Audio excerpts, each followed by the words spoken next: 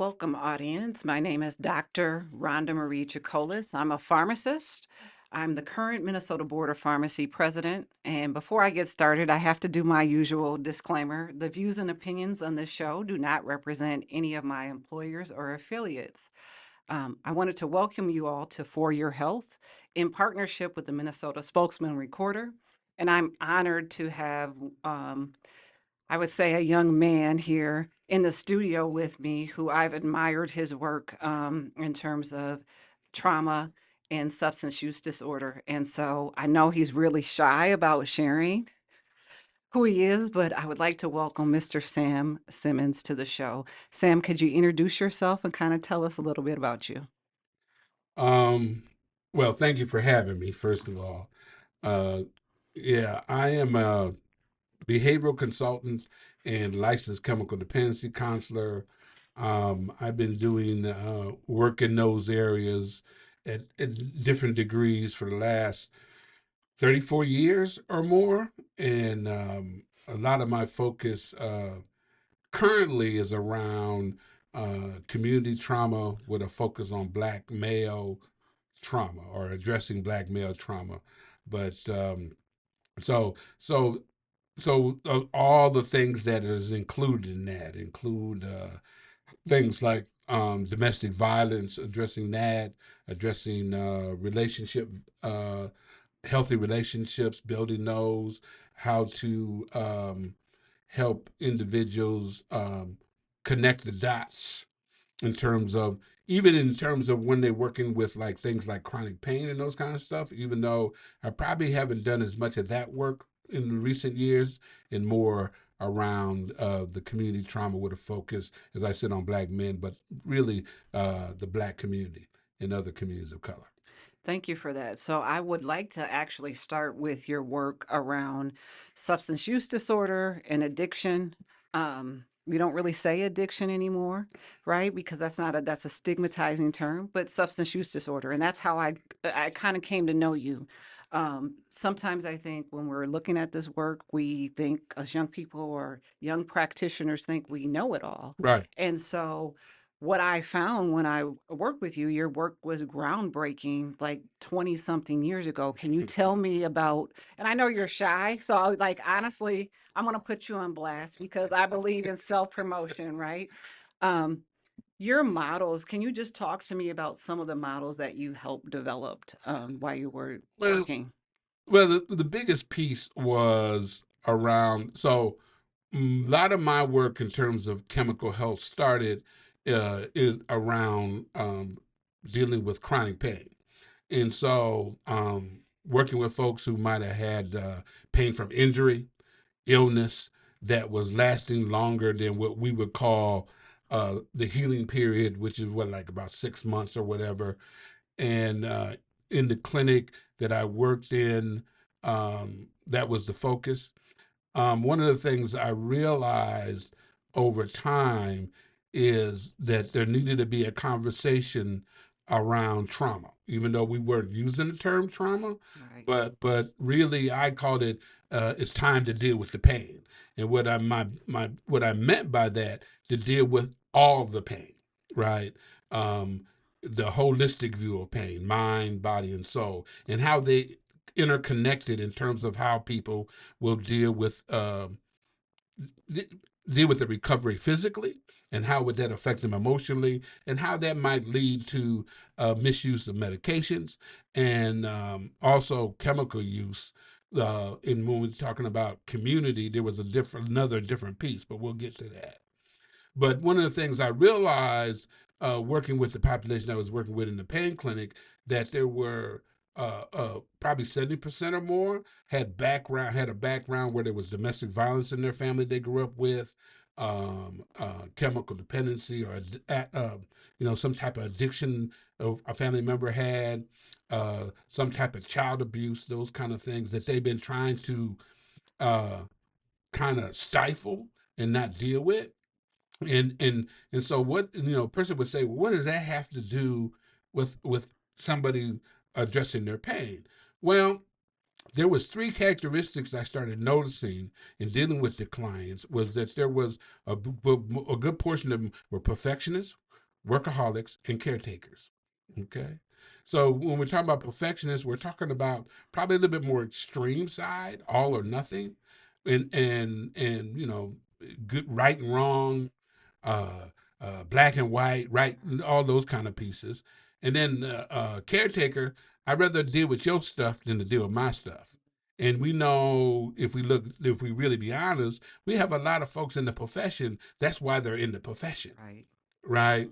And if they don't keep aware of their, get a handle on their own stuff, it could get in the way of how they deal with clients, but definitely get in the way of them taking care of themselves. Right. And then the workaholism, I feel more comfortable working than I do in some cases, especially with the men, than being home with my family, Mm-hmm. right? Or the super moms, always on the go, never really having enough rest. So what's the connection with those three? Well, if I stay busy, I don't have time to think about my past. Right. I don't have time to think about the emotional losses, Right. the insecurities, because those things in our, if you don't make peace with that domestic violence and that chemical dependency issues with a parent or other types of abuse, and you grow up with that as a child, when you become an adult, you still got to work through, was that my fault, or that kind of thing. But again, if having too much time with your own thoughts are scary when you're going through that Right. stuff and you haven't working. And so, but if I stay busy, think about what kind of credit people get if you're a perfectionist, right? Right. Oh, you're so great. But the average perfectionist really don't enjoy that Right. behind it. And people be like, be surprised if you say that, because I know I fit all of those, right? And I would be uncomfortable with any kind of praise, right? Or if you told me I did a great job, I would tell you all the spots where I didn't do. Mm-hmm. But what was honest about that, the only person who knew about those spots was me, because I'm the one to put it together, Right. and I would pick it, like a bad sore, right? Mm-hmm. And the same thing, when you're a workaholic, everybody praise you because you're always the boss, love you, and all of that. But you also getting taken advantage of because they know they can count on you, Right. like Mikey. Right. Let him do the overtime. He'll do it. And then because it feeds your soul, Mm-hmm. right? And then the same thing with the caretaking, oh, he's so nice and she's so great, and the problem with that caretaker sometimes, and caretaker have many different looks. It could be a professional in the healthcare. It could be an activist, you know, Right. people, ooh, well, sometimes I say, who's the most loneliest person at an activist funeral? Their children. Mm-hmm. Very true. Everybody come up. Oh, I love your mama. I love your daddy. I felt like they was mine, and then the child like there. Yeah, that would have been nice if they'd have been home. And it's about that balance. So, Yeah, like, what I'm hearing too, like, as a young practitioner, when I say young, I've been practicing pharmacy for 15 years. We still have a lot to learn. And right, so, what I hear from you is very early on, before we started talking about it and we had a term about it, you are describing what we call person centered care, right, where you look at the person, and I won't say social determinants of health because determinants is like so final, right? right, I'll say social drivers of health. right, And so you look at that whole person and that past. And so one of the pieces I wanted to dig into is that trauma piece, right. right? We didn't have a word for it. Now it's becoming a buzzword. Yes. We're normalizing. Tell me what you define trauma as. Ooh, ooh, ooh, ooh.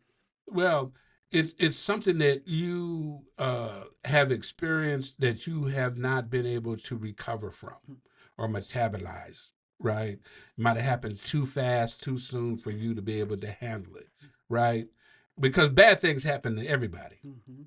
Okay, but due to conditions, some folks can recover from it to a point where they can function uh, um, in a healthy manner. Right. Okay, but then because they got that support, they're not necessarily they're not beating themselves up, or they might like if it happens childhood trauma. if you don't have no way to sort that out, one of the things about childhood trauma that I've noticed is that children make it their fault unless you can help a child sort that out and let them know that's not your fault. It happened, right? Or it happened at a particular time in your life when you emotionally can't get past it, But it's really, how do I, kind of work through it and really not allow it in some ways to not overwhelm my life, and recognizing that I might need help to do that. So anything could turn into a trauma for a person, I believe, right?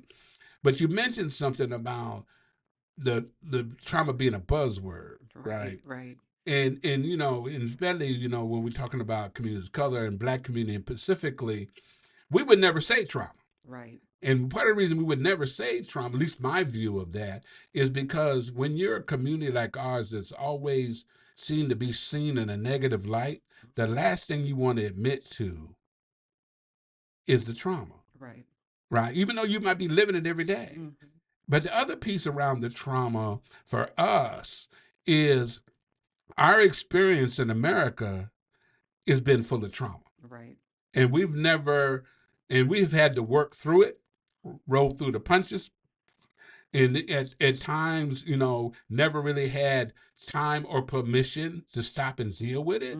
I mean, think about it. If we're talking about African Americans with American slavery in their background, their existence, their entry point is with trauma.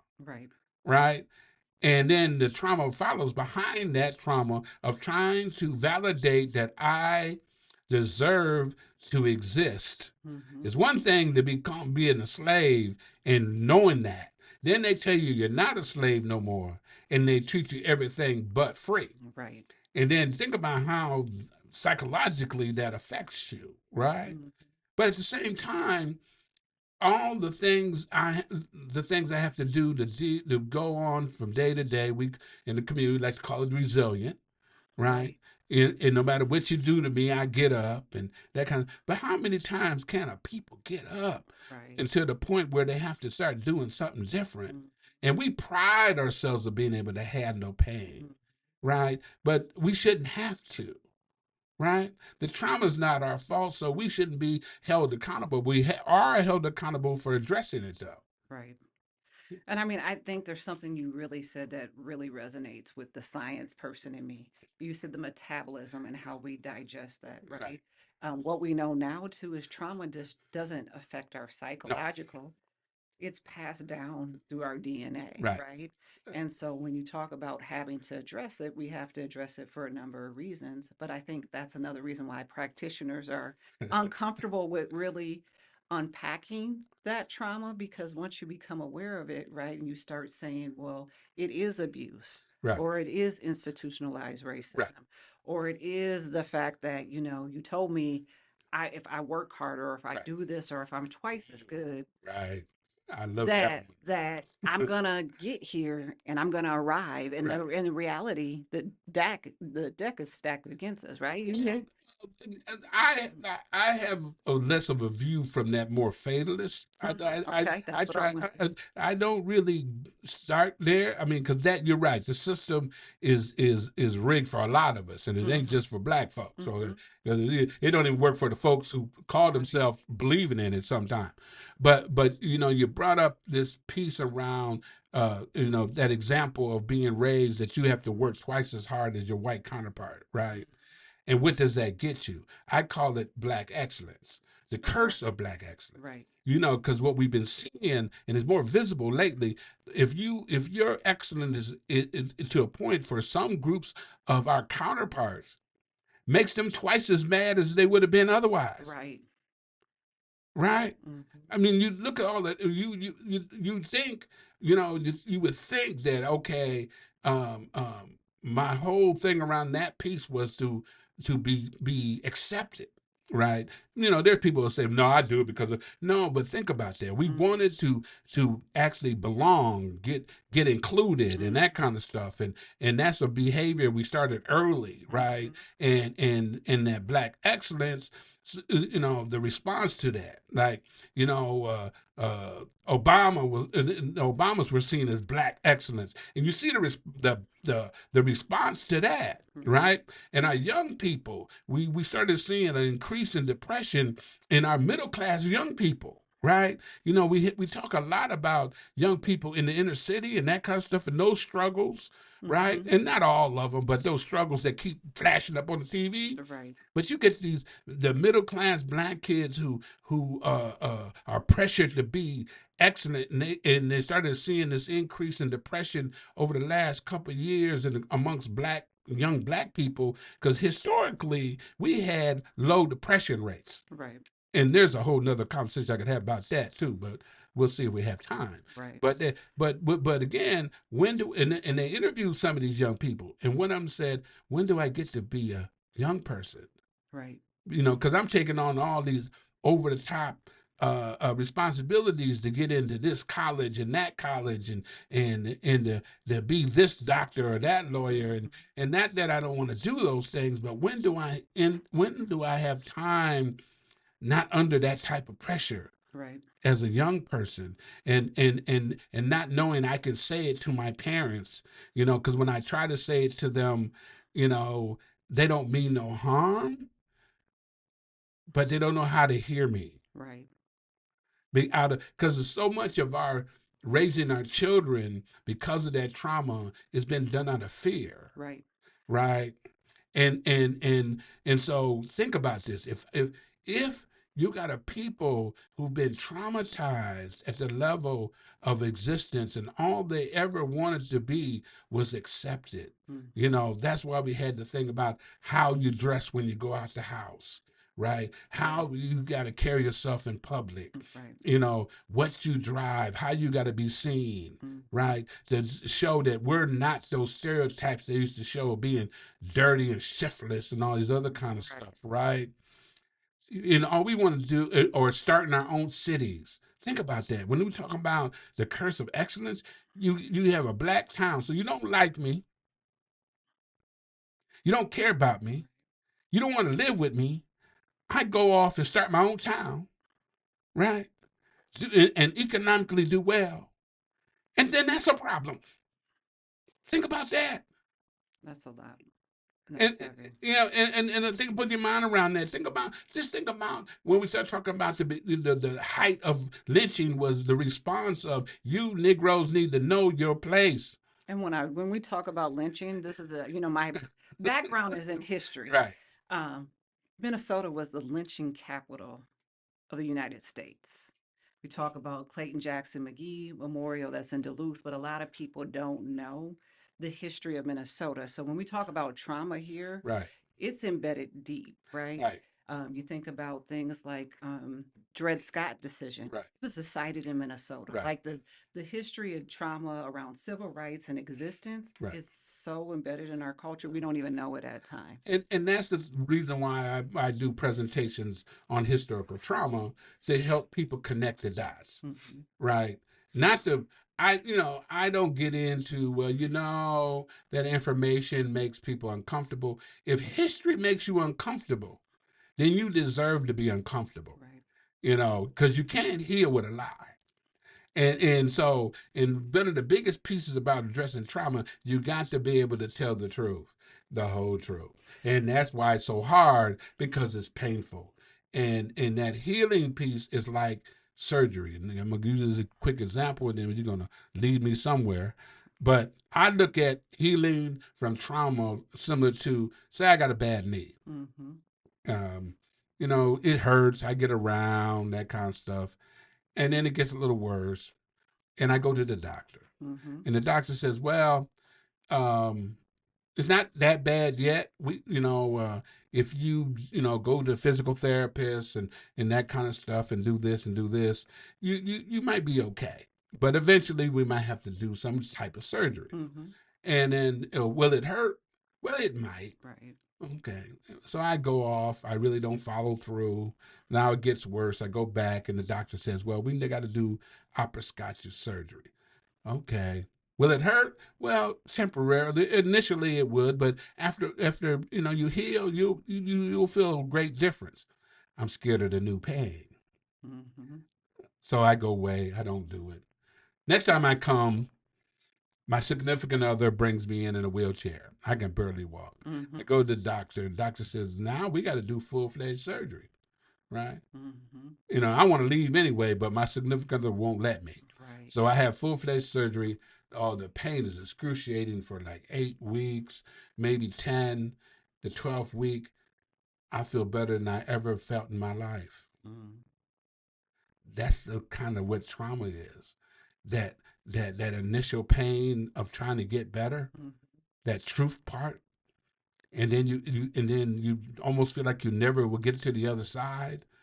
And you get to the other side. And I know, like, for me, when I got to the other side, I woke up one day and the things I used to think about myself and my world wasn't the same no more. That was the same thing around my chronic pain, right? Mm-hmm. It became less of a subject and less of a focus point, Right. right? But you got to do the work and see what nowadays. Yeah, we'll talk about trauma. Even in the Black community, we want to talk about trauma, but we want to talk about trauma. Go straight to massage therapy. We don't want to do that middle piece. Right.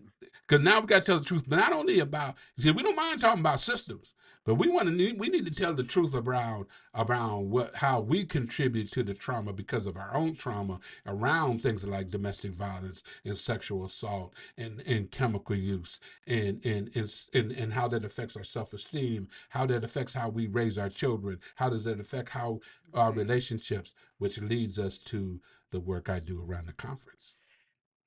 The term you said, I want people to hear this, and it's a gem. You cannot heal with a lie, right? And again, I want to piggyback on that and talk about the work that you do with men, Oh, because I think historically, right, we talk about medical abuses. And when I think about like how obstetrics and gynecology got started, right? How the trauma was and how they experimented on African American women without anesthesia. But we don't talk about a lot of those things that have happened to men. right. That healing with a lie, we don't acknowledge that. So Right. tell me some of that trauma, like work that you do with young men or men in general. Well, see, the thing is, let's think about uh, male trauma in general. To start with, Mm-hmm. we do not really, for a long time, did not really address male trauma, no matter what culture you come from. Right. Because we got this, we haven't realized how this uh, uh, white patriarchal ideal, how harmful it has been to our health. Mm-hmm. you know, where well, to be a real man, you don't go to the doctor. A real man don't cry. All of that has been very damaging. And then, as black men, we have imitated all that behavior because we wanted to be included in the men's club of America. And some of that stuff we imitated. We unfortunately we have imitated some of the reckless parts, and there's other parts about being responsible for that kind of stuff, but that piece around our own health, that piece around being able to say we're sorry, that piece around being able to say I don't have to do everything, Mm-hmm. and then you add the piece that when you think about slavery, how black males whole existence was physicality and sexuality, Mm-hmm. and we still get treated on those even within our own community, right? So, and then we always want to talk about how uh reckless men are. How do you expect men not to be reckless, not to be dangerous, when you don't allow them to deal with a natural human piece of pain, Mm-hmm. of sadness, of hurt, right? And you know what was interesting? How did that, because a lot of the stuff that I do came out of just working and pay attention to people. And I remember when I started doing the domestic violence work, and I would, because the usual domestic violence work, you bring the men in, and the motto is you bring a man in, you beat him down, and beat him down to a pulp, because it's all based around this male supremacy, and have them say they're sorry and all this other kind of stuff. How do you beat a man down who's used to being beat down for centuries and think that's going to make him better? It's not. No. And so the brothers they would rather go to jail than to deal with that mess, and have no problem going to jail because they've been conditioned to go to jail. Right. Okay, and so you talking to the accident man, tell me about the story. Tell me what happened with you and girlfriend, and they would tell the story. Then you would see the little kid in them. Right. What about me? What about me? Right? And the sadness about what they've done. And not realizing they didn't know no other way, because when it went down, they were scared. Right.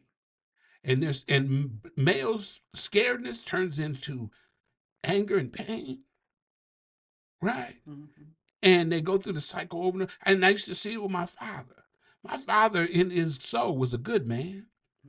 But when he would get that emotionally cornered, and then you would, and I don't blame alcohol on it. Alcohol just fired it up. Right. And then the next day you would see this pitiful individual who was so pitiful from the shame. Right. And you would see it. But because nobody would talk to him about that. Mm-hmm. And he kept getting the thing about being the head of the house, and brother, you'll get over it, or brother, and these will be religious people. Right. Sometime our women folk kind of frustrate us and all this and I'm like, okay. Now, granted, when I used to do domestic violence lectures, I get in trouble because my mama was a mess too. Right. She had her trauma. Right. My mama grew up with a lot of trauma. Right. So you got two people in trauma trying to be in a relationship and not understanding how that's showing up. And their traumas kind of went together. I mean, they just, one needed to be needed and the other one needed to be loved. And that was their connection. And I'm the oldest child. I started being an adult at 5 years old. Wow. I stopped being an adult at 35. And then from 35 to a certain period, I was a mess. But that's a whole nother. Right. But I mean, I appreciate that vulnerability, but I wanted to tap in because you said like this thing, we hear this term, and even for women out here, men are reckless, right? This trauma piece where trauma begets trauma, Right. or hurt people hurt. How do we stop that? We know there's certain men that actually prey on women. They prey on vulnerabilities. Right. I think a lot of times for me, that's been because they're vulnerable and, they have some issues themselves. But how do we stop that? Like back in the day, I remember like if we knew somebody was out there, right? People in the community would be like, hey, let me pull you aside. Let me tell you what's going on. How do we stop that now? Because again, we're perpetuating. But see, what you just described is not what I see most of the time with domestic violence. That's only like about 10% of folks who are violent. Those predators like that, those vicious predators, you're right. They are people who've been traumatized since they've been kids. And then there's some of that stuff that's been conditioned around, you got to keep that woman in place, and the fear of being overwhelmed by a woman is a real fear for a lot of men. When you've been told you're supposed to keep your woman in line. The stuff behind the closed doors is the stuff that continues on. Right. And we've been so conditioned out of the fear of systems not to tell the truth. Right. Again, what goes on behind closed doors, staying behind closed doors. And it was legitimate, because if a kid would say what was going on behind closed doors, system was quick to take our children. Right. So how do you fight that when you feel like that? We still go through that. Quick to take our children and not other people's children. And so now I remember a little kid, I would go tell folks, and they would go back and tell my mom and them I told them. And then I'd get beat up. And other kids would be like that. So you had to learn to live with that, duck and dodge that stuff. Okay? Behind closed doors. And again, I'm not trying to beat up on the good church folk, but I was raised in church. And there was a lot of folks doing some really reckless stuff behind the scenes and on Sunday looking good. Now, there was a lot of good folks there too, but the problem with the good folks, they would feel sad about it and say, baby, that's hard, Mm-hmm. and your parents are trying to do the best they can. I don't want to hear that. Right. I don't want to hear that. You good people, and yeah, they're trying to. I don't want to hear that. Right. I got to go home to this. Okay. And we're so conditioned to hide stuff because we're so worried about what other people think and so worried about how the system is going to use it against us, which they have, but we're past that. Right. Now we got generations who don't care what they do out here. So now how do we balance that? And Right. that's even trauma. Right. Because you got one extreme to the other, and you can't have the extreme when you can't talk. And then we got the whole issue about how do you learn how to have a healthy relationship? Right. And you can't, if you can't, it's hard to have a healthy relationship when you can't even identify what a healthy relationship look like. I ask my guys, what the hell? They tell me all the dictionary stuff: communication, understanding, and blah blah blah blah. And I said, okay, that's fine. Right. But the last time you seen that, room go quiet. Mm-hmm. When did you never seen a healthy relationship? They go back to their grandparents because they were together for 45 years. You ever talk to your grandmother? Oh, You know, I live with I was around with my grandparents, yeah, and they actually slept in separate bedrooms, yeah. right? So like, yeah. Yeah, yeah. I mean, because the thing is, it was that was the honorable thing to do was to stay together no matter what. Mm-hmm. And so, in this transition, how do we make this transition so that people can be safe Right. in their homes from each other's trauma? See, I'm not mad at nobody. Mm-hmm. I know my mother and father. I grew up mad at them for a long time. I'm the oldest child, Right. right? And when I was able to deal with my trauma and give myself some grace, I was able to give my parents grace. The sad part about that is when I started giving them grace, they thought I had lost my mind because Mm-hmm. I've been angry so long, right? Because I did what I call my trauma tree. I was able to find out the history of the trauma that they dealt with. And I sat with myself and I said, wow, they did do the best they could Mm-hmm. with what they had. And that's why we have to talk about this stuff and give people permission to talk about this stuff. And not so much to beat up other people, because that's the new thing these days. Right. Because grace, there's enough grace to go around. If you don't know no better, you can't do no better.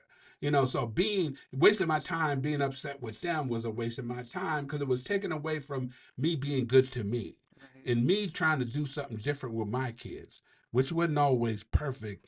But I knew one thing is I was not going to raise my kids around no fake violence, no hidden violence. If I didn't do nothing else right, I was going to do that right. Right. Now that trying to be in relationship piece, that's always going to be a workable kind of thing. Right. But again, the losers in these is the children. They always seem to get forgotten unless we're talking about what the system is doing to Right. them. Okay. And you talk, and then when the young people rebel, now we want to blame them for rebelling. They might have all the right in the world to rebel. And I think that's what you're saying. That, like right now, we're rebelling, right? Right. By even having this conversation, the ideal that you have a black woman and a black man sitting here talking about trauma, talking about it from a male perspective, talking about it from a female perspective, just talking about it in general is almost taboo, Right. right? Because what you're actually doing is attempting to give people the way to heal. And I go back to your statement, you cannot heal with a lie, right? And so when we start talking about that and having that conversation and learning to be present, I think we can move some things. And so, coming up, I understand you have an event that's coming up soon that I've heard from my academic colleagues that they'll be attending. And I'm like, so people who don't know, I dabble in community, but I also am, with the people at the University of Minnesota or in academia, and I read a lot. And your name has come up quite a bit recently, and I know you don't want to hear this, right? Because uh, you know, but it's the truth. Right. And so, and I believe that it is important to share that because your story is so powerful to know that You came from that experience. You were allowed to heal. You were allowed to create groundbreaking work for pain. And now you're here in these spaces where people aren't traditionally seen. Right. Tell me about what you have coming up. Well, one thing I want to respond to real quick before we talk about the conference. I was never allowed to heal. Mm-hmm. I took that, right, and gave myself permission to take it. Mm-hmm. Because part of our codependency as a people, we always want to get permission, Right. and I stopped trying to get permission, and it was very difficult because I had to disown family and that kind of stuff. But that's a whole nother show in itself. But back to the conference, community empowerment through Black men healing. Community Empowerment through Black Men Healing Conference started, I think, 2009, out of a conversation about Black men, right?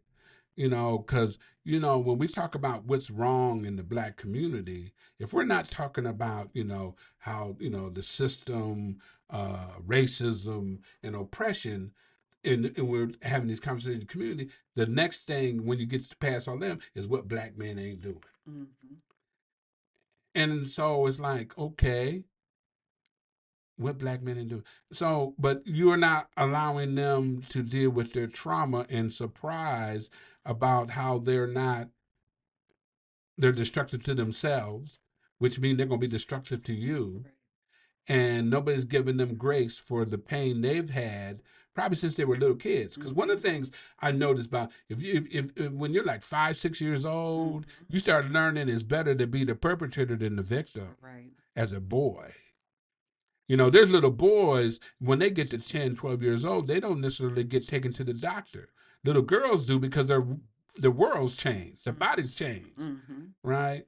And then if you talk about, and then, we talk about, not having men in the house, and that's why we're talking about Black families this time. 'Cause I was watching the news, and one of our good old boys was talking about, because, they were being questioned by the news media, right? What's going on with all these young people out here, And he started talking about, well, we got to get the Black man back in the house and all this other kind of stuff. And, the thing is that's a little late when you don't know how to be in a relationship. Mm-hmm. I was raised with my father in the house. I got some of the same damage as folks who didn't. Right. Because we've been conditioned in the past, we'd be in the house and that was good enough. Mm-hmm. And then be emotionally outside the house. Right.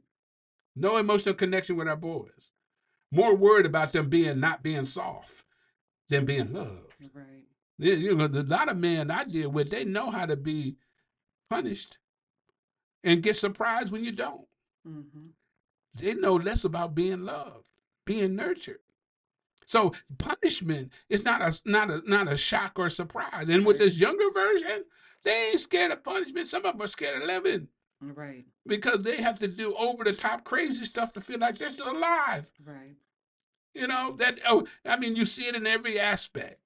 How they do relationship, how they do fun is all over the top. To get that over the top stimulus. Simple stuff. It's too boring and almost cause them anxiety. Right. But no, we'll do, and you see it, because we done got past a couple of years past COVID, and that we're trying to show some nurturing. Is we're gonna, and now I'm gonna make it real clear, and I might get in trouble for that. I ain't opposed to folks being locked down. Okay, I'm not that all or nothing dude. And then part of being old helps that too. Right. I don't, because I don't have to worry about you liking me. Although I've been that way for a long time. People know me. But the thing is that it's how you lock people down. Right. If you lock people down, knowing that you ain't gonna keep them and you ain't helping them deal with their trauma in an honest, healthy way, then you're doing more harm to not only them but our whole society. Right. That all or nothing punishment kind of thing. But I call for compassionate accountability. Right. Because what happens sometimes is systems, they decide who deserves compassion depending on their biases, Right. and their views, and their misinformation. Mm-hmm. Then they decide who should get compassion based on the same thing. Do I like you? do we come from the same place? Wink, wink, right? Mm-hmm. But compassion accountability is a hard one because now you got to check yourself. Am I treating this person a certain way because I don't understand them? I don't like them? Because I work with clients I can't stand. That's real. I got clients I cannot stand, and a couple of them I told them I couldn't stand them. And we both started laughing. And those clients do well because I'm aware of how I feel about them, and then I have to be clear about why I feel the way I feel about them. And half the time they were triggering something from either a parent or a bully or one of my brothers or whatever. But again, remember that truth. Right. Okay, and so the thing is compassion accountability really starts with how why am I feeling this way? But you have to hold people accountable. But how do you hold them accountable? Right. You hold them accountable because you just want to punish them because you can't stand inside of them, or they done took something from you, or do you hold them accountable with the idea that we can all get better? Now, there's some people I do believe that might not can get better Right. for various reasons. But Right. when you were talking about one type of way of dealing with a group of people for so long, look at what happened during the crack era Right. that is still having major effects on our community. That was one blow. We've been taking blows in our community forever. And I lay them out when I speak. Right. From slavery to Jim Crow to the 70s and the 60s, in the riots and through heroin and then crack. And crack, we have not recovered from that because it had a major effect on women and children. Right.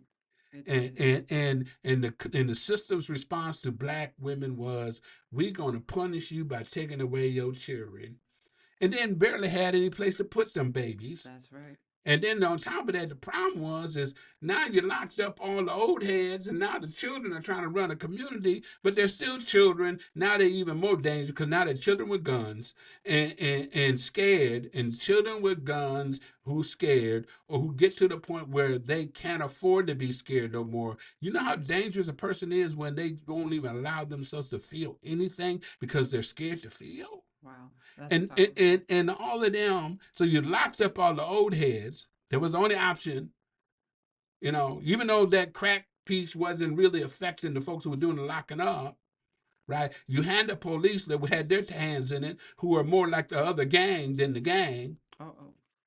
Yeah, that's what it was. Mm.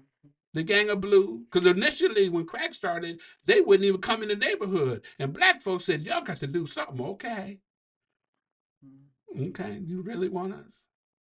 Okay. Wow. And so now who do I go to when I pay taxes? I'm a good neighbor. Who do I call the police? If I call the police, I got to be accountable for how they might treat that child out there. I want something done with them, but I don't want them dead. Mm. So now I can't trust them. Who do I trust? You got and then again, crack had a major effect on women. So now the babies don't know who they can trust. So that's what you're talking about. Are these some of the issues you're going to be talking about? And tell me, like, I didn't catch the dates on this conference. What dates are this conference? Because is June this 20th and 21st, okay? And where will it be held at? Metro State University. Okay. And where can we find out more information? Brothershealing.com. Okay, that's so important. Like you have so much history and so much to give us. I definitely want to have you back here. I want to kind of have you back here and do a touch base with you after the conference to see, how it was received and what are some of your takeaways and what did you learn? Because I'm sure you learn something every time. And if I'm not mistaken, too, you also do a very good job about recognizing people who've made positive contributions in the community. So I understand that you're going to be, there'll be some awards given out. I think I saw Diana Hawkins from the Hawthorne Huddle, Yes. like a number of people on there. So again, I believe in our community, we can never do enough self promotion. Mm-hmm. You've been doing the work for years. You have certainly paved the way for young people like myself. And I want to go back to one thing, and then I'll let you have the final word. Which, if you know me, that's very rare that I let people have the final word, right? I want to Wow. go back to dispelling the myth in terms of Black men supporting me and being around me, or Black men not being there. Like my very being here and having this opportunity is a reflection of men like yourself, Clarence Jones, Ray Seville, the Black men in my family. I never didn't have positive Black men in my life. What has been hard for me as a woman when I've navigated things is I see these things and I people who are less than what I think they are, and I'm Right. like, wow, my brain can't process this. And then I tell young people, like, honestly, this was never my reality. Right. And so, again, your presence being here for young people to hear this story, for everybody to hear this story, that yes, it is possible to heal. Right. Can't heal with the lie, Right. and you don't need to get permission to do that. You No. got to do it yourself. Right. So, with that, I'm going to let you close it out. There's one other piece I'm going to ask you about. How can we hear more from you every week? What do you do every week? Oh, I'm on KMOJ 89.9, 6 p.m. every Friday on a show called Voices. The full name is Voices of the Afro American Community. Lovely. Any final words for our viewers that you want to add? Um, I think the one is uh, a community can't heal with a lie. Powerful. Powerful. I thank you so much for being here. It's been an honor and privilege to sit with you, and I look forward to having you back. Thank you. All right.